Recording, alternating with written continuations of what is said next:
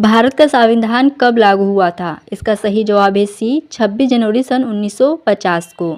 हरित क्रांति का जनक किसे कहा जाता है? एम.एस. स्वामीनाथन को। विश्व की सबसे लंबी नदी कौन सी है? नील नदी। वेदों की माता किसे कहा जाता है? ऋग्वेद को। भारत का पहला उपराष्ट्रपति कौन था? सर्वपल्ली राधाकृष्णन। जीवाश्म ईंधन कौन सा है? कोयला। कौन सा ग्रह लाल ग्रह कहलाता है? इसका सही जवाब है मंगल।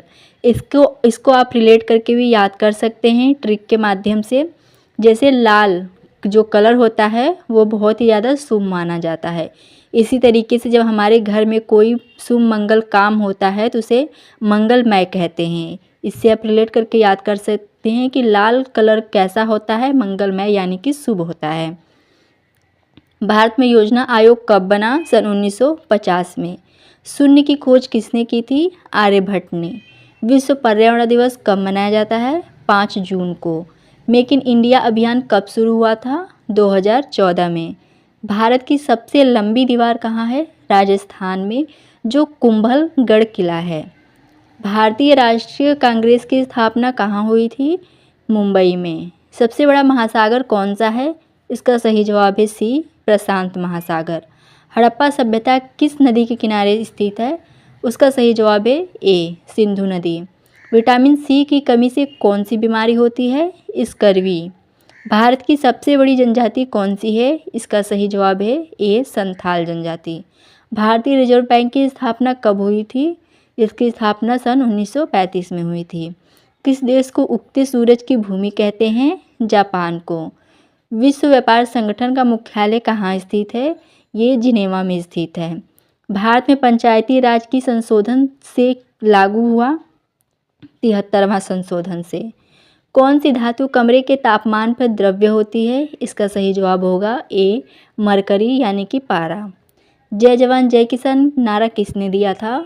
शास्त्री जी ने। भारत की पहली महिला प्रधानमंत्री कौन थी? इसका सही जवाब है बी इंदिरा गांधी। पंचशील सिद्धांत किससे संबंधित है? इसका सही जवाब है ए चीन से। द्रव्यमान का संरक्षण का सिद्धांत किसने दिया था? लाओ जियर ने। माउंट एवरेस्ट की ऊंचाई लगभग कितनी है?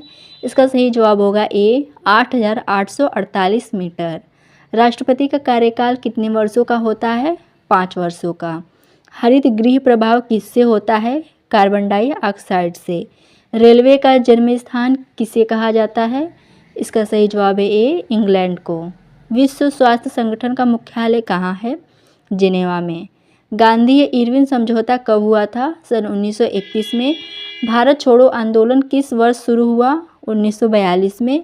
ब्लैक गोल्ड किसे कहा जाता है? इसका सही जवाब है बी पेट्रोलियम को। राष्ट्रीय गान के रचयिता कौन है? रविंद्रनाथ टैगोर जी। भारत का राष्ट्रीय पशु कौन है? बाघ। ओजोन परत किसे रोकती है? इसका सही जवाब है ए पराबैंगनी किरणों को।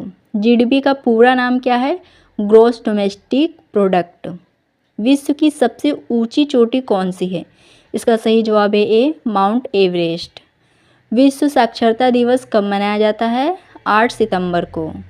नव भारत टाइम्स किस भाषा का अखबार है? हिंदी का।